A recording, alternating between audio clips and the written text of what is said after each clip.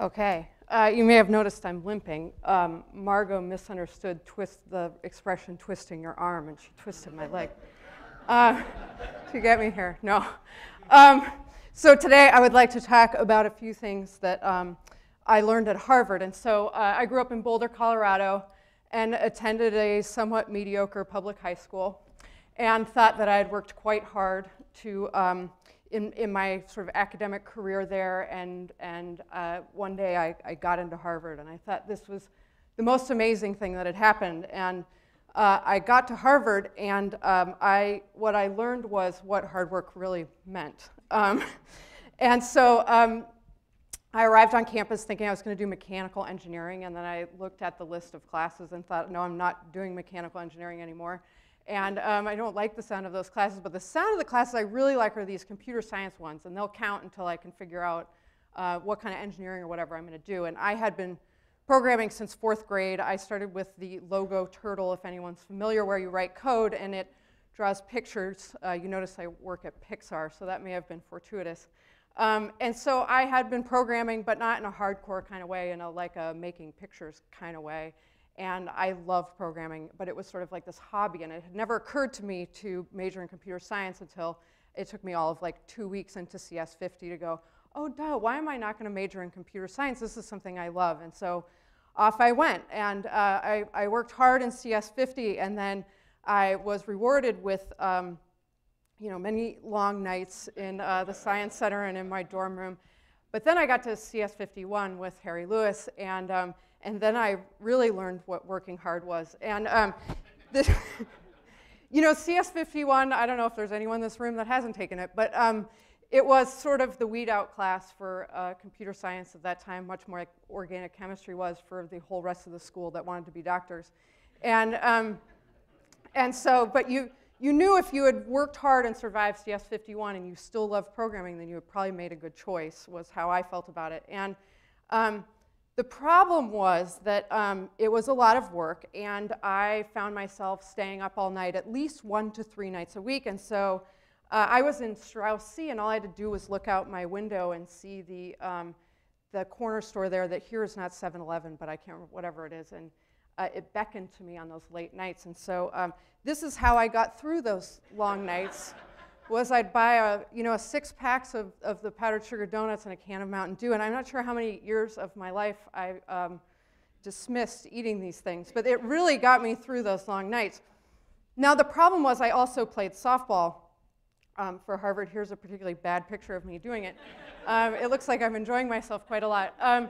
So the problem with playing softball in Boston is that the weather is terrible. And so you have to fit your entire season into like 5 weeks, which meant we played 8 games a week. Now, this being Harvard, I know you're doing some math and saying there's only 7 days in the week. We would play a doubleheader on Tuesday, Thursday, Saturday, and Sunday. So I was doing that and staying up 1 to 3 nights a week for CS 51, and then the softball team was nice enough to have at least 1 kegger a week, which I was a freshman, of course, I was taking place in that. And so this is where I truly learned about working hard. It somehow was actually my best year in softball, I think, because it actually shut my brain off because I was a complete zombie, but that's probably a different story. So I learned how to work hard, but there's sort of a subset to this too, which is when I arrived as a freshman, I'm trying to figure out how to manage this whole workload thing and this being away from home and school, and I decided to add on top of that getting a job. Not for the good reasons that normally come with that, but I had a boyfriend at the time who lived in Illinois, and I thought, I sort of did this calculation with the critical thinking that got me to Harvard, which was if I worked a job for maybe like a month, I could make enough money to buy a bus ticket, because bus tickets are cheaper than plane tickets, and I could get to Illinois in time for Thanksgiving. So the important thing was to find the best paying job so I could work the least amount of time possible so I could get back to all my homework. And so I did a lot of research, which involves, I think, looking at flyers on posts. And it's possible you shouldn't take the job that advertises the most, but I did, and I ended up working for dorm crew, which is cleaning the bathrooms in the dorms.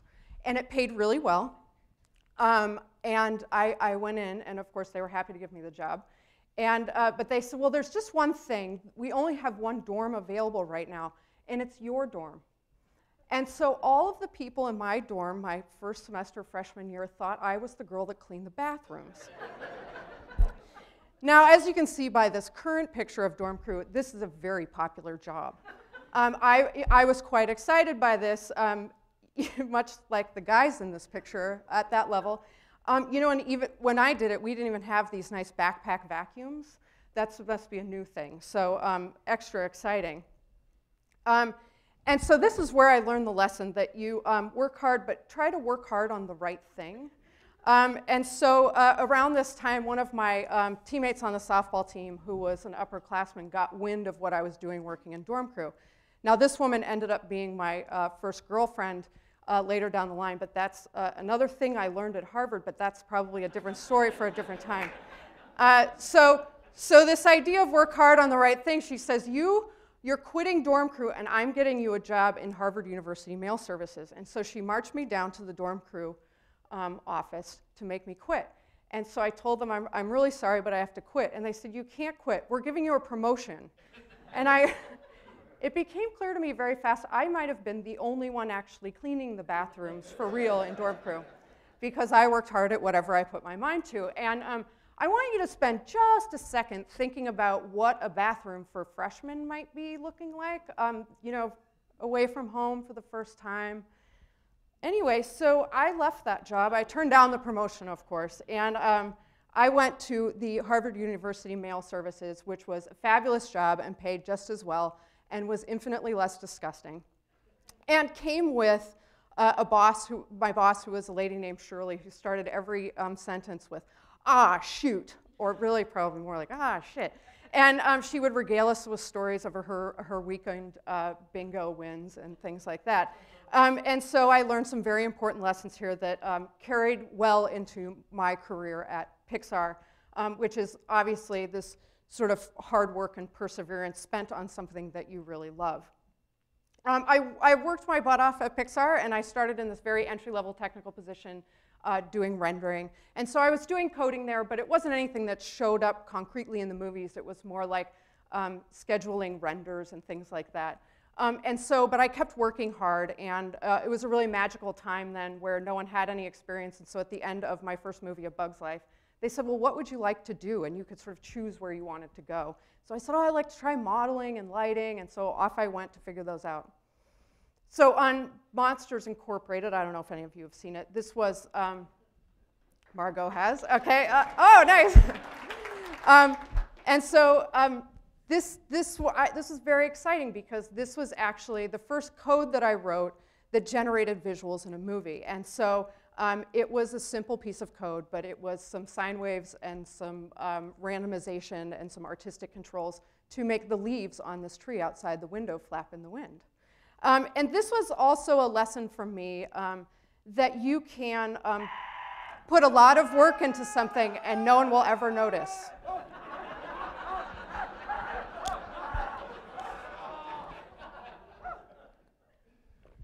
That shot just keeps going and going and going. Okay, so the next thing I learned at Harvard was about barriers. And there's some very concrete barriers, like when my softball teammates took me to the Crimson Bar and Grill, insisting anyone can get into this bar, you just have to have any kind of ID. So they hand me an ID, they all go in, and I hand my ID to the bouncer. And it turns out that everyone doesn't get into the Crimson Bar and Grill, especially when the ID says that you're 28 and 5'9". So that ID had been handed down for an inappropriate number of years. And I discovered that that was a real barrier. When I started at Harvard, I understood that there were some other things that were more like perceived barriers. And so one of the most amazing things to me when I stepped on this campus was meeting other freshmen and learning that they had done things like the guy upstairs had started this public service sort of group in his community that had made huge strides, and he was just a freshman coming in. And then people who were doing groundbreaking science work and outreach in other countries, and all of these things that I thought were reserved for adults, not kids. And so it was this real lesson to me about how to live life bigger and more boldly.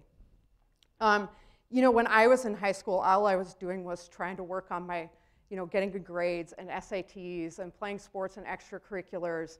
And I was trying to figure out how to kind of make the nerdy, cool thing work out. So I'm still working on that. But all of these things with the barriers really comes into play at Pixar because having been there for 20 years, there's a lot of barriers that we've hit where we get to a movie like this is The Incredibles, and we had a director it was his first movie at Pixar, and he had only ever done hand-drawn animation before, and so we storyboard the movie out first, so it's quick gesture drawings.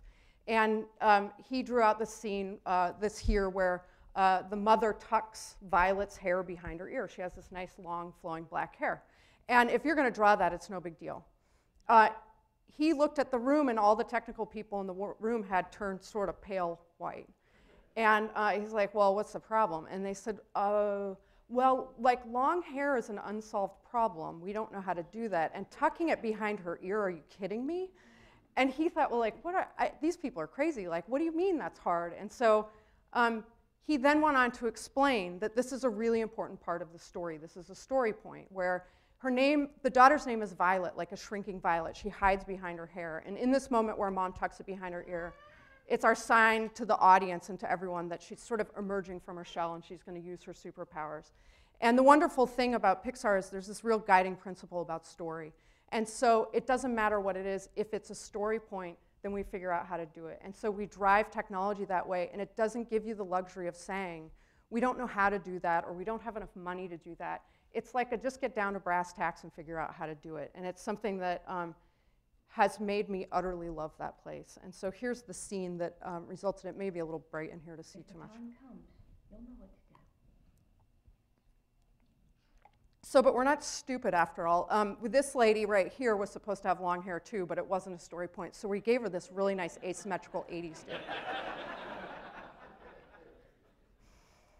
Okay, so another thing that I learned in my time at Harvard was the power of technology. So as James was saying, we were here at about the same time, and it's like you come in, you don't even have email, and there's no such thing as the internet. I remember my first peek at the internet in the Science Center, and it was like some weird text on a screen, and Professor Joe Marks is telling me, like, no, you could probably find a job this way. And I was like, yeah, right, dude, I don't know what you're talking about. And then by the time we leave, we all have email, and the houses are all wired up, and I'm writing a website for the softball team. And it was sort of like, back then it felt a little bit like computer science might open 10 or 100 doors, whereas now it's opening thousands of doors. And so you were only getting sort of little glimpses of what it could do. And so as another little glimpse, going back to my Harvard University mail service days, I had been working there for a little while, and somehow I saw how they were doing payroll. And I said, hey, I was rather horrified, and so I said, I could probably help you with that. And they were, what? I don't know what you're talking about. I said, well, let me just do this. And so I'm going to, say, programmed an Excel spreadsheet for them. It was like the simplest programming I had ever done. But, for them, it was like I was the second coming, or I guess the first coming of like the Postal Service God or something like that. I don't know. It was like the guy who did payroll, it was like his whole life had changed. And so I got a raise, and now I was making more than I made at dorm crew. And so in celebration, I had been messing around in my spare time with, I don't know if anyone remembers ResEdit, where you could kind of hack into Mac things. And so there was a screensaver, the flying toaster screensaver. Does anyone remember that? And so I was hacking the images in my spare time, and so I made Hums a screensaver that had the little mailbox flying by with wings and had Shirley saying, oh, shoot, as she flew by. And this time period was when, with the Excel spreadsheet and the raise and the screensavers, I thought to myself, this technology thing might really get me somewhere. So for the power of technology, I get to witness this all the time in my work, and it's really quite wonderful from where I am. I work on the films for about 3 years now, and I'm at the sort of beginning stages where we're deciding what technology we need to develop for each film, and being in the middle of seeing those advancements and getting to help drive some of that. And so Brave was an interesting one where it's taking place in Scotland in the Scottish forest, and we really felt like it needed to be this nice, lush, rich forest. And so we're looking at the artwork to get a sense of it. Maybe if we could dim the lights, if that would work. So these giant wide vistas and all of the wonderful sort of mist and weather that you get in Scotland. And then we're getting these wonderful paintings of the forest. And then we're getting these sort of more and more worrisome paintings where there's more and more detail, which means more and more things the computer has to compute. And then we get these photos from the research trip, and you can see all of this beautiful landscape and all the different vegetation and different grasses and mosses. And then we start getting reference from the art department like this. You can see this is photo reference too. I think there are about 20 more of these, and it was all about the different kinds of moss. And then we're getting these little vignettes of how this vegetation should go together. I know so much more about Scottish vegetation than I really ever expected to. If anyone has any questions, I'll be available later. And then we find out that the art department is making Photoshop brushes of lichen, and then they made more. And so we knew that we were all kind of in some serious trouble. So the movie we had made most recently before this was Up, and this is a stylized movie, so everything's sort of on a bigger scale, but this gives you a sense of where we're going. So here is Up, and here's where we had to get to. And so the level of detail was on a completely different order than we had done before. This coupled with the movie Avatar had come out, and this feeling of you always have to sort of keep up with the Joneses, and Avatar was such a lush, rich world that we felt like if we didn't at least come close to that, people wouldn't really buy into the world in the same way. And so what this meant in the wonderful times of innovation is you have to throw out everything you've done before and come up with a totally different way of doing things, which is the scariest but always the most exciting too. And so we came up with something that got dubbed Wonder Moss. It was originally just going to be used for the moss, but was so successful we used it for almost all our vegetation. So one of the problems is we need a ton of geometry. One of the cheapest things you can give the computer is just a curve. And so the first layer of this is growing curves on the geometry. So you can see we're doing grass and leaves and bushes and all kinds of things. And all of this is just generated by math at render time. It was done by this wonderful guy who, when he looks at nature, he sees math, where most of our artists have a couple math equations they can use to kind of do randomizations to make things organic. And he sort of sees it in the flip way. So the first thing is growing curves. I know you're looking at this and you're like, yeah, not impressed yet. So we grow curves, and then we turn on the next part of Wonder Moss, and it does this thing he called enveloping, which is sort of the bumping and clumping to get things to look more organic.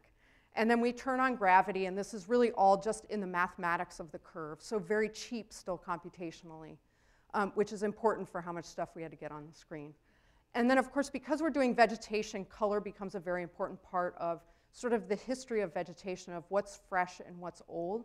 In the computer, you can make the mistake of everything look like it's brand new, so we have to kind of build history into things, so again, it's a more believable world. And then this is my favorite one, is called extra curve variation.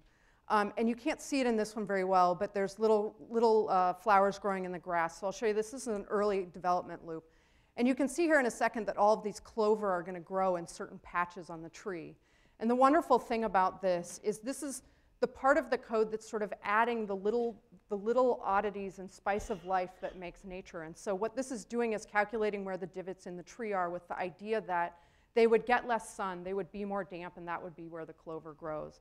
We use the same kind of ideas and process on clumps of needles, so the newer needles versus the older needles, or having the flowers grow in certain places, or having this procedural wind that we turn on here in this next one only activate in certain places. So all of this is math that's getting all of this incredible organic nature into our movie. Now, most of the time when we use the power of the computer to generate our stuff for our movies, it only gets us part of the way there. What we really need is systems where we harness the power of the computer but allow the artist to have as much control as possible, because they can't be unlinked, or you end up with very sort of artificial looking things. And what we want is this sort of rich world that you can immerse yourself in. This is the example at Pixar that went the furthest I have ever seen. It probably was like 90% successful in all cases, and making it just look outstanding. The wonderful thing is that the engineer still went the extra mile and built everything in so that an artist can do whatever they want on top of this. And so if you need a path for Merida and her horse to walk down, you just paint in a path and the grass grows shorter there. Or if you don't like the clover where they grow, you can easily take it away. And so it was this magical combination of the two, so we had the best of both worlds.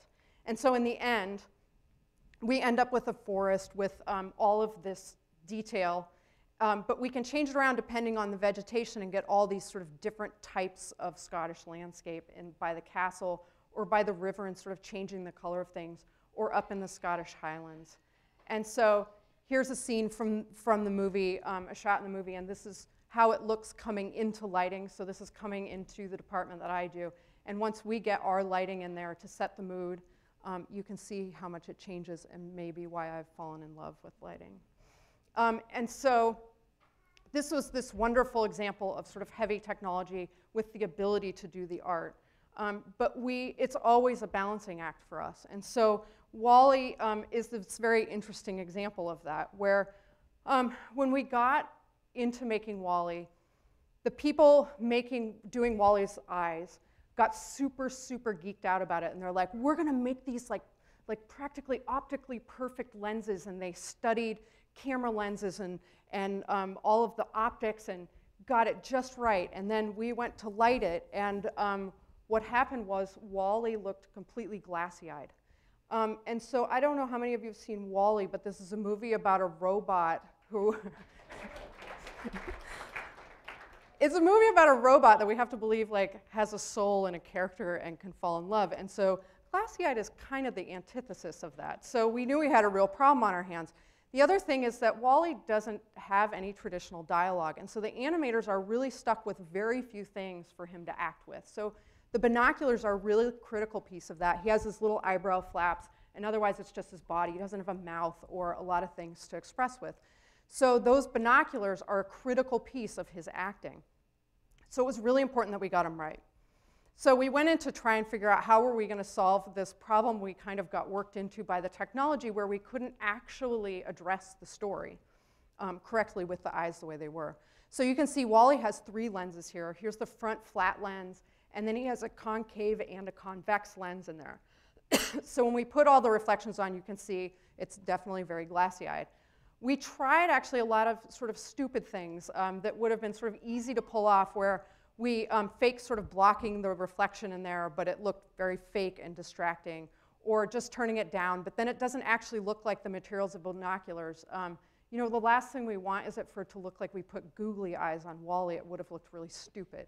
And again, we never want to pull the audience out of the movie, and so we kept working on it. The other problem was there were times in the movie where we actually had to see something reflected in his lenses, and so usually it's Eve, and we, you know, as he's falling in love with her, we understand that he's looking at her. Now, but in this image, we have controlled it so Eve is only reflecting on the front lens, and it's already glassy enough. And then we put Eve on the second lens, and you can see it's getting worse. If we put her on the third lens, she'd actually be upside down, which is even worse. So we're really kind of backed into a corner, so we still are working on things. We turn the reflection down. And then this is sort of the magic moment here. I don't know, can you guys see that? I know it's really subtle, but what happened was the lighting artist that I had working on this added a light to WALL-E, but messed up the shadowing, which means the light leaks inside the binoculars. Because the inside of the binoculars are black for the most part, it doesn't show up, but it hit the aperture blades inside there, which are gray. And what happens is that cuts through the reflection more so than anything else does. And so what we begin to see is we still have the reflection like it's a piece of glass, but we start to see what's recognizable as an eye. Because as a human, we have the white of our eye, the colored iris, and the black pupil, and suddenly WALL-E has the black of the sclera and then the gray iris and a black pupil, but we maintain that reflection, so we kind of get the best of both worlds. So it ends up being this serendipitous thing that sort of pulled this all together. And so we have this moment where we figure out to do this, but then the really cool thing is that when we get to this last scene in the movie where, I hope this isn't a spoiler for anyone, but where WALL-E sort of dies and loses his personality, the perfect thing is to make him glassy-eyed, and so we take that light away, and we end up with glassy-eyed WALL-E feeling like he has no personality. And then, once he comes back to life, we add that light back in, and the animators made him look wide-eyed and like a puppy dog, sort of, and so we get all the best of WALL-E back, and he returns to that sweet, soulful robot that we have come to love.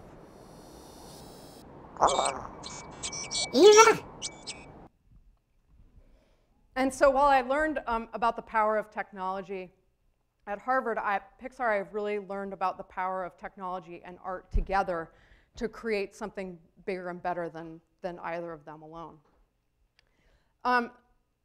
If you will allow me, Harry Lewis reminds me a little of Wall-E.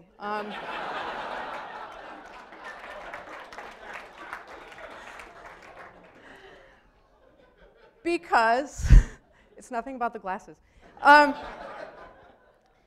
Wall-E is this guy who searches through the garbage dump and he finds the little cast-offs and they're his treasures. And so I think of him as kind of the guy who finds beauty and value in what others ignore or cast off.